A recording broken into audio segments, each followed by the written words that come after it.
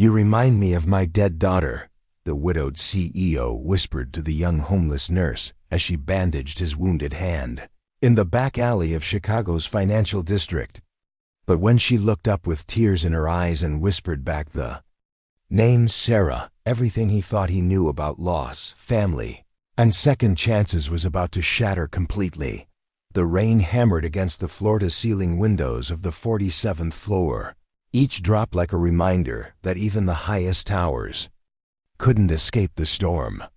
Marcus Wellington sat behind his mahogany desk, silver hair perfectly styled, navy suit pressed to perfection, reviewing quarterly reports with the same cold precision that had built his pharmaceutical empire.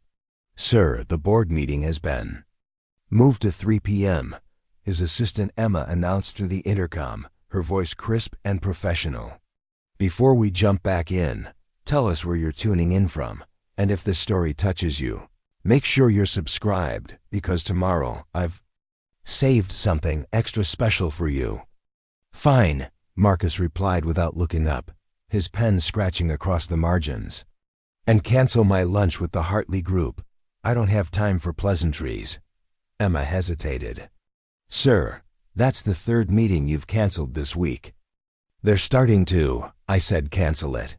His tone was sharp enough to cut glass. Marcus Wellington didn't explain himself to anyone, not anymore.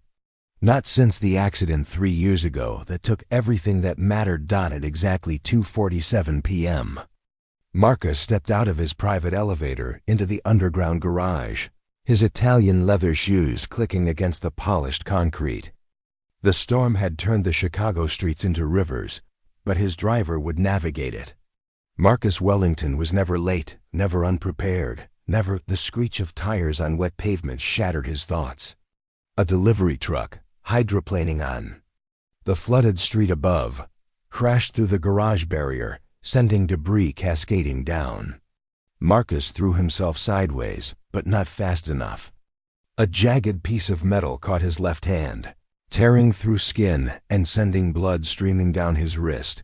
He pressed his back against a concrete pillar, breathing hard, his hand throbbing with sharp pain.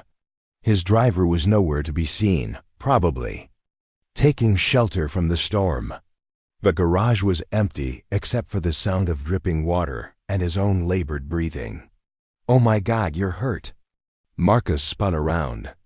A young woman emerged from behind the damaged vehicles, her clothes soaked and worn, jeans with patches, a faded purple hoodie too big for her frame, sneakers held together with duct tape. But it was her face that stopped him cold. Heart-shaped, with high cheekbones and eyes the color of autumn leaves. Eyes he remembered from bedtime stories and birthday mornings and goodbye kisses that came too soon. "Sarah," he whispered, the name escaping before he could stop it. The woman froze, her hand halfway to his wounded arm. "What did you say?" Marcus blinked hard, forcing himself back to reality. This wasn't Sarah. Sarah was gone. This was just a Gandhi stranger who happened to look. "Nothing. I'm fine." "No, you're not." She moved closer, her voice gentle but firm. "That cut is deep. You need medical attention. I can handle it myself." Marcus tried to step away, but the pain in his hand made him stumble. "I'm a nurse," she said quietly, pulling a small first aid kit from her backpack. "Well, I was a nurse. Let me help you."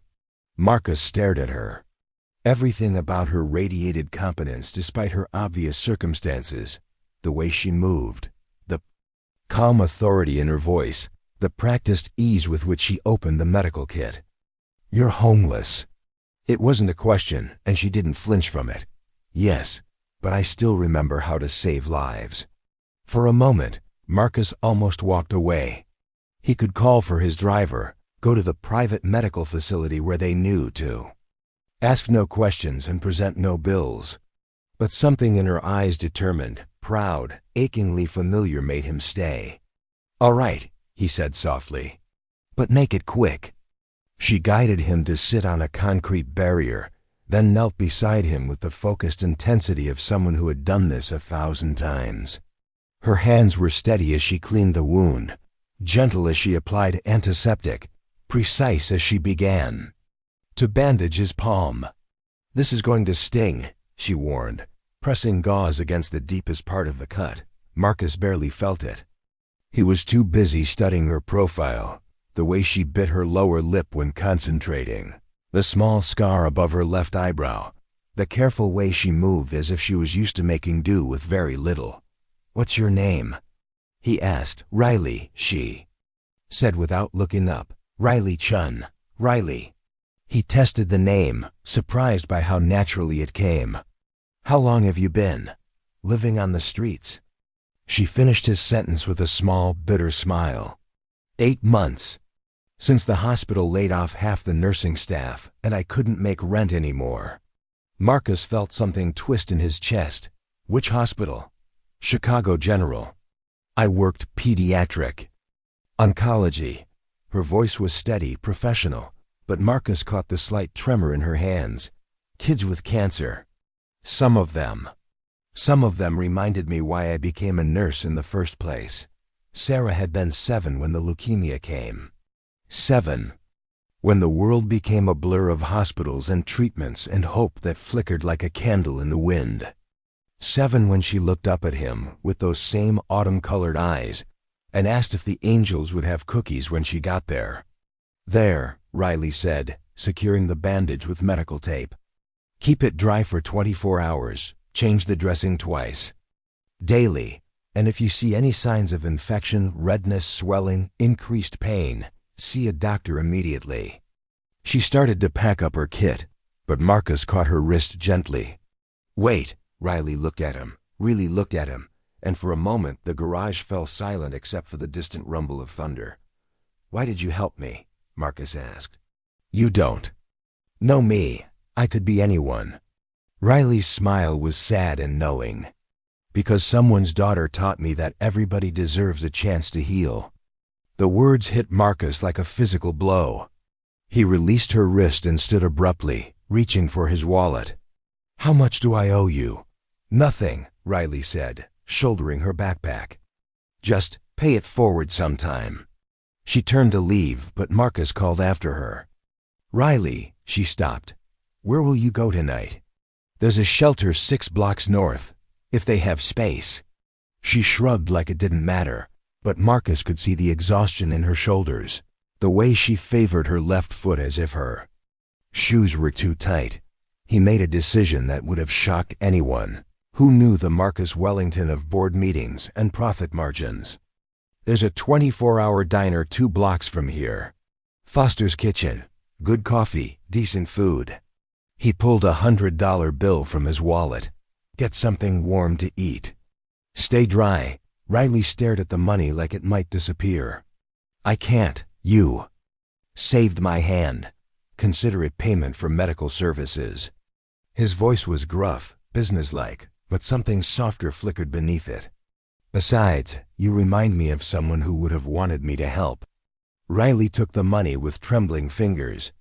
"Thank you, mister." "Marcus," he said, surprising himself. He never gave his first name to strangers, just Marcus. "Thank you, Marcus." She looked at him one more time, those autumn eyes searching his face like she was trying to solve a puzzle. "Take care of that hand." And then she was gone, disappearing into the storm-soaked streets of Chicago, leaving Marcus alone in the garage with the taste of rain in the air and the impossible feeling that his daughter had just walked back into his life. Marcus couldn't sleep. For 3 nights, he lay in his penthouse bedroom staring at the ceiling, the bandage on his hand a constant reminder of autumn eyes and steady hands that had trembled only when she thought he wasn't looking. By Thursday morning, he'd made a decision that would have horrified his board of directors. "Cancel my morning meetings," he told Emma, adjusting his coat as he headed for the elevator. "Sir? The Patterson merger discussion is at 9. Reschedule it." The elevator doors closed before she could protest. Marcus found himself standing outside Foster's Kitchen at 7:43 a.m., feeling more uncertain than he had in years. Through the rain-streaked windows, he could see the usual crowd: construction workers grabbing coffee before shifts, Night shift nurses ending their rounds, and in the back corner booth, a familiar figure hunched over a steaming mug. Riley wore the same faded hoodie, but her hair was cleaner, pulled back in a neat ponytail. She had a small notebook open beside her plate, writing something with intense concentration. A medical journal lay open next to her elbow. She was studying. Marcus hesitated at the door. What was he doing? He was Marcus Wellington. He didn't chase homeless women to diners. He didn't, "You gonna stand there all day or you gonna come in?" called Joe, the gruff owner, from behind the counter. "You're letting the cold air in." Riley looked up at the commotion, and their eyes met through the glass. Surprise flickered across her face, followed by something that might have been relief. She raised her hand in a small wave. Marcus pushed through the door, his Italian shoes clicking against the checkered linoleum. Every step felt foreign, like he was walking into someone else's life. "This seat taken?" he asked, gesturing to the bench across from her. "Free country," Riley said, but her smile was genuine. "Though I should warn you, the coffee here could dissolve paint." Marcus slid into the booth, acutely aware of how out of place his $3,000 suit looked among the worn vinyl and chipped formica. "How's the hand feeling?" Riley asked, closing her notebook. He flexed his fingers, surprised by how well they moved. "Better. You do good work." "Thanks, though I'm probably a little rusty." She gestured at her surroundings with a self-deprecating smile. Not exactly a sterile environment. Marcus glanced at the medical journal. "Pediatric Emergency Medicine," he read from the cover. "Light reading?" Riley's cheeks flushed. "The library lets me sit in the medical section as long as I don't cause trouble. I'm trying to keep up with new protocols in case." She trailed off, shrugging. "In case you get back on your feet. In case someone needs help and I'm the only one around." Her voice was matter-of-fact, but Marcus heard the steel underneath. This woman hadn't given up, not even when the world had stripped away everything except her knowledge and her determination to use it. Joe shuffled over with a pot of coffee that looked like it could power a small city. "What'll it be, fancy pants?" "Just coffee," Marcus said. "And for the lady?" Riley looked uncertain. "I'm fine with what I have." "She have the pancakes," Marcus said, "with bacon and orange juice." "Marcus, you don't have to. When's the last time you had a real breakfast?" He studied her face, noting the sharp angles of her cheekbones, the way her hoodie hung loose on her frame. "And don't tell me you're not hungry. I've seen that look before." Preparing and narrating this story took us a lot of time, so if you are enjoying it, subscribe to our channel. It means a lot to us. Now back to the story. Something shifted in Riley's expression. "On your daughter?" The words hung in the air. Between them, Marcus felt his chest tighten, the familiar wall starting to rise. But something about the way she asked, gentle, not probing, made him stay open. "Sarah never wanted to eat during chemo," he said quietly. "Said everything tasted like metal. But she'd force herself to have breakfast because she knew it worried me when she didn't." Riley nodded slowly. "Kids do that. Try to take care of the adults even when they're the ones who are sick." "You sound like you speak from experience." 8 years in pediatric oncology teaches you a lot about brave kids and terrified parents. Riley's voice was soft. "I bet she was lucky to have a dad who noticed when she wasn't eating." Marcus almost laughed, but it came out as something closer to a sob. "Lucky? I worked 18-hour days. I missed school plays and soccer games and bedtime stories. I told myself I was building a future for her, but I was just hiding." "From what?" "From watching her disappear a little more every day." The words came out before he could stop them. "From feeling helpless in a way that no amount of money or power could fix." Joe arrived with Riley's breakfast, the interruption giving Marcus a moment to collect himself. But Riley didn't let him retreat. "What was she like?" she asked, cutting her pancakes into neat squares. "When she wasn't sick?" Marcus found himself smiling for the first time in the conversation. Stubborn. God, she was stubborn. She insisted on wearing mismatched socks because she said it made her feet more interesting.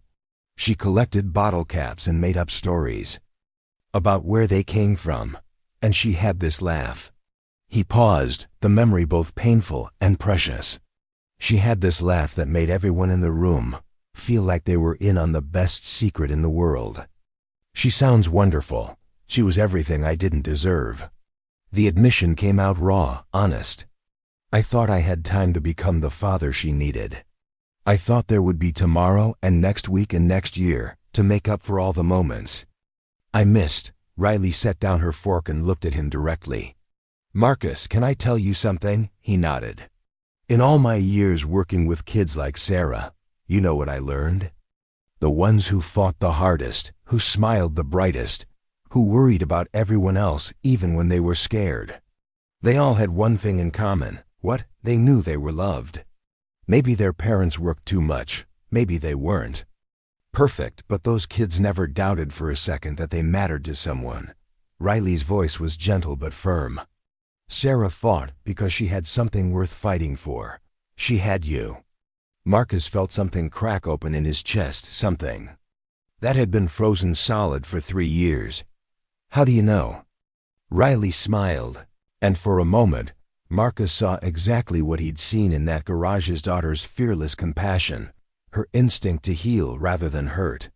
Because, Riley said, you're still fighting for her. You're still trying to honor her memory by helping people like me. That's not the behavior of a man who failed his daughter. That's the behavior of a man she raised right. Outside, the Chicago morning was gray and cold. But inside Foster's kitchen, Marcus Wellington felt warmth spreading through him for the first time since he'd said goodbye to a 7-year-old girl with autumn eyes and a laugh that could light up the world. 3 weeks later, Marcus did something that would have made headlines if anyone from his world had witnessed it. He sat in the waiting room of Chicago General Hospital's emergency department, still in his business suit, holding a cup of vending machine coffee that tasted like burnt rubber. Riley emerged from behind the triage curtain, her volunteer badge slightly crooked, exhaustion written across her features. She'd been here for 6 hours, helping overwhelmed nurses with basic care while doctors dealt with a multi-car accident. When she spotted Marcus, surprise and something warmer flickered across her face. What are you doing here? She asked, sinking into the plastic chair beside him. You mentioned you volunteer here on Fridays, Marcus said, offering her the second coffee he'd bought. I thought you might need this when you finished. Riley accepted the cup gratefully, wrapping her fingers around the warmth. You came all the way down here just to bring me coffee. Marcus shrugged, uncomfortable with the kindness in her voice. I was in the neighborhood. Your pharmaceutical company is 15 miles north of here, Marcus. This is definitely not your neighborhood. They sat in comfortable silence, watching the controlled chaos of the emergency room. A young mother paced with a crying infant. An elderly man clutched his chest while his wife held his hand. 2 paramedics rushed past with a trauma case, their voices urgent but controlled. This was Sarah's hospital, Marcus said suddenly. 3rd floor, pediatric oncology wing. Room 314. Riley turned to look at him, but she didn't speak, letting him find his words. I spent 2 years walking these halls, he continued. Learning the names of every nurse, memorizing the shift changes, knowing which vending machines had the freshest sandwiches. I thought if I mastered the logistics, I could somehow control the outcome. Did it help? No. Marcus's laugh was hollow. Sarah got sicker, and I got more desperate. I started demanding second opinions, experimental treatments, anything that might buy us more time. I flew specialists in from Switzerland, bought equipment for the hospital, donated millions to research programs. He paused, staring at his hands. I was throwing money at cancer like it was a business problem I could solve. You were trying to save your daughter's life. I was trying to play God. Marcus's voice cracked. And while I was busy managing her, Disease, I forgot to just be her father. Riley set down her coffee and faced him fully. What do you mean? Sarah loved art. She wanted to paint murals on the hospital walls to make the other kids smile. But I was always on conference calls with doctors, researching treatments online, arguing with insurance companies. Marcus closed his eyes. The last week of her life, she asked me to paint with her. Just sit beside her bed and help her color in a princess. And I said I'd do it later, after I finished reviewing the latest trial protocol. Marcus, there was no later. The words came out broken, raw. She died that night while I was in the hallway, yelling at some specialist in Munich about an experimental drug that wouldn't arrive for another 3 weeks. Riley reached out and took his hand, the same gesture she'd used to comfort countless families over the years. You were fighting for her. I was running away from her. Marcus's eyes were bright with unshed tears. I couldn't bear to see her so small in that hospital bed. Couldn't handle how she'd smile at me like I was her hero when I felt like such a complete failure. So I hid behind medicine and money and the illusion that I could fix what was breaking. Did you tell her you loved her? Every day, but I never showed her that loving her was enough. That just being with her, painting princesses and talking about bottle cap adventures, was the most important thing I could do. Marcus looked at Riley, seeing his daughter's compassion reflected in her eyes. I thought I had to be her savior. I never realized she needed me to just be her dad. Riley was quiet for a long moment, processing his words. When she spoke, her voice was gentle but firm. Marcus, can I share something with you? He nodded. I had a patient once. 8-year-old girl named Emma. Acute lymphoblastic leukemia, very aggressive. Her father was a lot like you, successful businessman, used to solving problems with determination and resources. Marcus felt his chest tighten, recognizing himself in the description. Emma's dad was always researching, always pushing for more tests, more treatments. The nursing staff used to joke that he knew the medical literature better than some of the residents. Riley smiled softly. But you know what Emma told me one day when her father stepped out to make another phone call? What? She said. My daddy fights so hard for me. I think he forgets I'm not fighting alone. Riley's eyes glistened. She wasn't angry with him, Marcus. She was proud.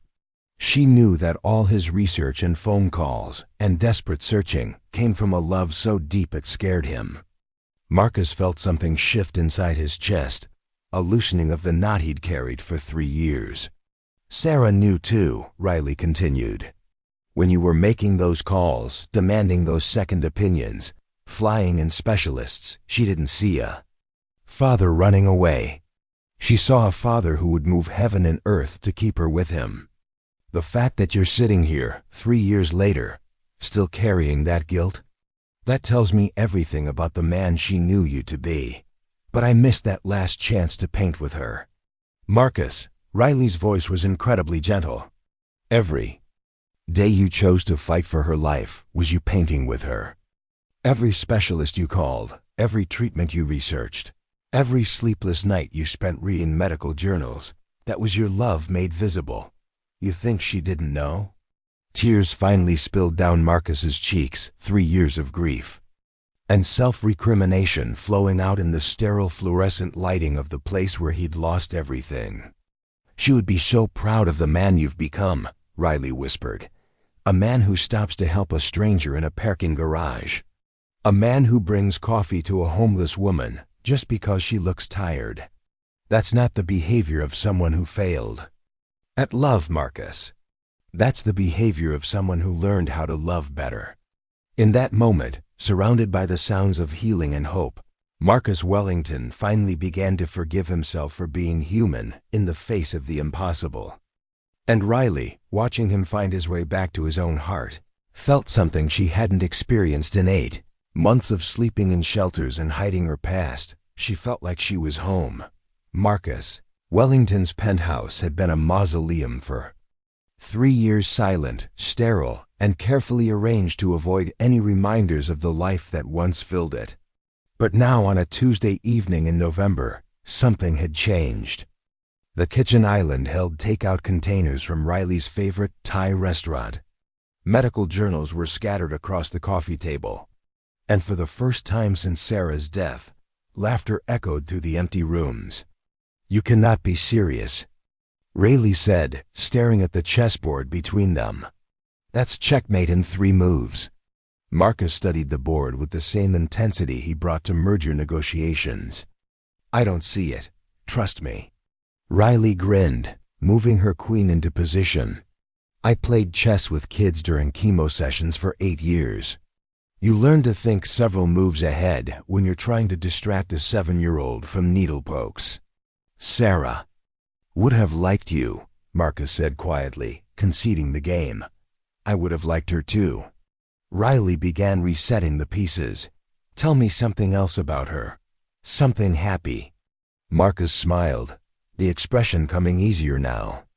"She insisted on reading to me every night instead of the other way around. She'd pick these elaborate fairy tales and do different voices for every character. Terrible voices, but she was so proud of them. Did you save any recordings?" "Hours of them. On my phone, on her tablet, hidden in voicemails she'd leave herself." Marcus paused. "I haven't listened to them since. Maybe someday you will," Riley said gently. "When it feels like a gift instead of a goodbye." They'd fallen into this routine over the past month: dinner twice a week, coffee on Friday mornings after her hospital volunteer shift, long walks through Grant Park where Marcus would listen to Riley's stories about her patients and she would share memories of Sarah that didn't hurt quite as much anymore. Marcus had also quietly arranged for Riley to have a studio, apartment 6 blocks from the hospital. Nothing fancy, just a safe place with heat and running water. He'd presented it as temporary housing for hospital volunteers, and Riley had accepted only after he promised it wouldn't affect their friendship. "Marcus," Riley said, her voice suddenly serious, "can I ask you something?" "Of course." "What are we doing here?" She gestured between them, her expression uncertain. "This friendship, this connection, I need to understand what it means to you." Marcus set down his coffee cup, considering his words carefully. "You remind me of her. Not just physically, though that's part of it. But you have her heart, the way you care about people, the way you fight for what's right, even when it costs you. Being around you feels like—" He paused, struggling with vulnerability. "It feels like I get to be the father I should have been." Riley nodded slowly. "And for me, you feel like family. The kind I never had growing up in foster care, the kind I thought I'd never deserve." Her eyes shimmered. "But Marcus, I need you to know, I'm not Sarah. I can't fill that space she left behind." "I know," Marcus said quickly. "That's not what this is, Riley. You're not a replacement for my daughter. You're—" he searched for the right words. "You're teaching me how to honor her memory by living again." Their conversation was interrupted by the sharp buzz of Marcus's private phone, the line only his lawyers and board members used. He glanced at the caller ID and frowned. "I need to take this," he said, stepping into his office. Riley couldn't hear the conversation, but she could see Marcus through the glass wall, his posture growing more rigid with each passing minute. When he returned, his face was pale. "What's wrong?" she asked. "That was my head of legal. Someone's been asking questions about us, about our relationship. A private investigator, hired by—" Marcus's jaw tightened. "By the Wellington Foundation board." Riley felt ice form in her stomach. "What kind of questions? Whether you're blackmailing me. Whether this is some kind of elaborate con. Whether I've become mentally unstable due to grief and you're taking advantage." Marcus's voice was bitter. "Apparently, several board members are concerned about my erratic behavior and want to ensure I'm making sound decisions about the company's future." "Marcus, if this threatens your business—" "It's not about the business," Marcus cut her off. "It's about control. My late wife's brother, David, sits on the foundation board. He's been waiting for an excuse to question my leadership. Since Elizabeth died, he thinks I've been unfit to run her family's legacy since I let Sarah die. Riley sank back into the couch, the weight of the situation settling over her. So what happens now? David's calling for an emergency board meeting next week. They want to evaluate my mental state and determine if I should remain as CEO. Marcus rubbed his temples. He's arguing that my association with a homeless woman shows impaired judgment. Then we stop seeing each other, Riley said immediately. I won't let you lose everything because of me. Riley, no. Marcus, listen to me. Her voice was firm, the same tone she'd used to calm frightened children in hospital rooms. You built that company to honor Elizabeth and Sarah's memory. You employ thousands of people, fund medical research that saves lives. I won't be the reason you lose that. Marcus stared at her, seeing in that moment exactly why she reminded him so much of his daughter, the same selfless courage, the same willingness to sacrifice for others. What if I don't want to choose? He asked quietly. Then you're not the man Sarah raised, Riley replied, tears starting to fall. She taught you to fight for what matters most. And right now, that company, that foundation, all the lives you can save, that matters more than one homeless nurse who's already survived. Worse things than losing a friend. Before Marcus could respond, Riley was gathering her things, moving toward the door with the practiced efficiency of someone who'd learned to leave quickly. Riley, wait. Take care of yourself, Marcus, she said without turning around. And remember what Sarah would want you to do. The door closed behind her with a soft click, leaving Marcus alone in his penthouse once again. But this time, the silence didn't feel empty. It felt like the space before a storm, charged with the electricity of decisions that would change everything. Outside, Chicago glittered in the darkness, unaware that two people who'd found family in each other were about to discover just how much that bond was worth fighting for. The Wellington Foundation boardroom had never felt so cold. 12 board members sat around the mahogany table, their faces stern and judgmental. David Morrison, Elizabeth's brother, presided from the head with barely concealed satisfaction. Marcus, David began, his voice dripping with false concern. We're here because we care about you and this foundation's mission. But your recent associations have raised serious questions about your judgment. Marcus sat perfectly still, his hands folded. For 5 days, he'd tried to find Riley checked. Shelters, hospitals, even asked Joe at Foster's Kitchen. She'd vanished into Chicago's streets like she'd never existed. What associations are those, David? Marcus asked quietly. Don't play games. A homeless woman, Marcus. A vagrant you've been seeing with multiple times, whom you've apparently provided housing for? David leaned forward. Elizabeth and Sarah would be horrified. Something dangerous flashed in Marcus's eyes. Don't you dare speak for my wife and daughter. Then speak for yourself, board member Patricia Hayes interjected. Explain this relationship that has the entire medical community gossiping. Marcus stood slowly, walking to the floor-to-ceiling windows overlooking the city. Somewhere out there, Riley was alone again, sacrificing her safety for his reputation. Her name is Riley Chun, he said. She's a registered nurse who specialized in pediatric oncology for 8 years before budget cuts destroyed her life. She's brilliant, compassionate, and she has more integrity than anyone in this room. She's homeless, Marcus, David said coldly. A charity case you've become obsessed with because she reminds you of Sarah. You're right, Marcus turned to face them. She does remind me of Sarah. She has the same courage, the same instinct to heal others even when she's hurting. The same willingness to sacrifice everything for people she loves. The room fell silent. For 3 years, I've been dead inside, Marcus continued. I built walls around my heart because I thought feeling nothing was better than feeling that. Pain again. But Riley taught me something Sarah tried to tell me before she died. that love isn't about protecting yourself from loss. It's about choosing to care anyway. This is exactly what we're talking about, Patricia said. You're not thinking clearly. I'm thinking clearly for the first time since my daughter died. Marcus's voice was steel. Riley Chun saved my life in a parking garage, not just from a cut hand, but from the emptiness I'd been living in. She never asked for anything except the chance to help others. And when she thought her presence might hurt me, she walked away. Without a fight, because that's the kind of person she is. David scoffed. Pretty words, Marcus, but the foundation needs stable leadership, not emotional.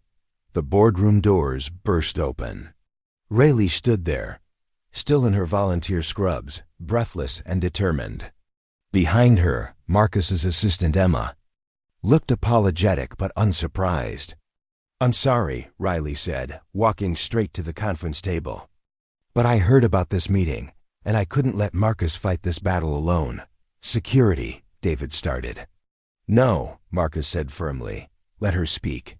Riley faced the board with the same steady courage she'd shown in pediatric wards and homeless shelters. My name is Riley Chun. I'm the homeless woman you're so concerned about.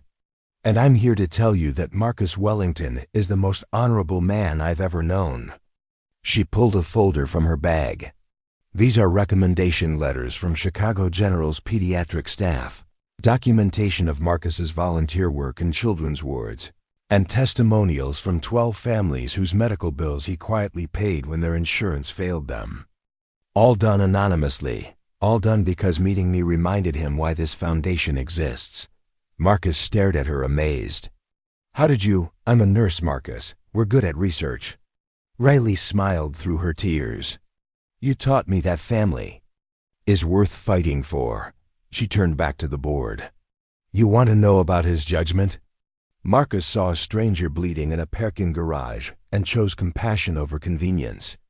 He saw a homeless woman studying medical journals and chose to believe in her potential rather than judge her circumstances. That's not impaired judgment. That's the kind of leadership Sarah Wellington would be proud of. David's face was red with anger. This is preposterous.